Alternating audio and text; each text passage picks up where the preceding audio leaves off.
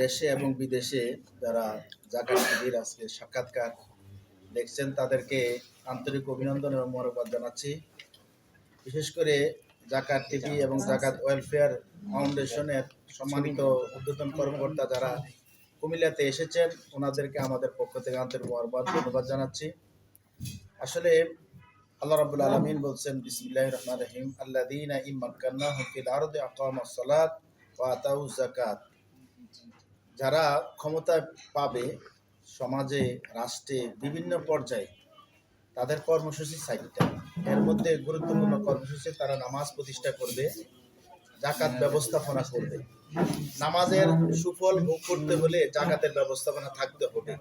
এই জন্য আল্লাহ রাব্বুল আলামিন নামাজের পরে প্রত্যেকটা জায়গার মধ্যে জাকাতের কথা বলেছেন।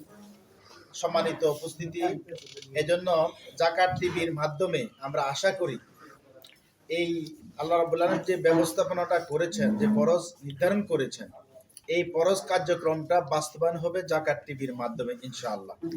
আর এর মাধ্যমে আমরা একটা ইসলামী সমাজ, ইসলামী রাষ্ট্র, ইসলামী ব্যবস্থাপনা আমরা পরিপূর্ণভাবে পাবো আমরা আশা করতেছি। এই জন্য জাকাত ওয়েলফেয়ার ফাউন্ডেশন যে জাকাত টিভির মাধ্যমে কার্যক্রম পরিচালনা করছে, জাকাত ব্যবস্থাপনার মাধ্যমে যে কার্যক্রম পরিচালনা করছে, আমরা এর উত্তরোত্তর সফলতা কামনা করছি। আমরা আশা করি ইনশাআল্লাহ অল্প সময়ের ব্যবধানে এই ব্যবস্থাপনা এই দেশের মধ্যে প্রতিষ্ঠিত হবে ইনশাআল্লাহ। আল্লাহ রাব্বুল আলামিন সকল আমাদের তৎপরতা কবুল করুক। জাকাত টিভির সফলতা কামনা করে আমি আমার কথা শেষ করছি। আসসালামু আলাইকুম ওয়া রাহমাতুল্লাহি ওয়া বারাকাতুহু।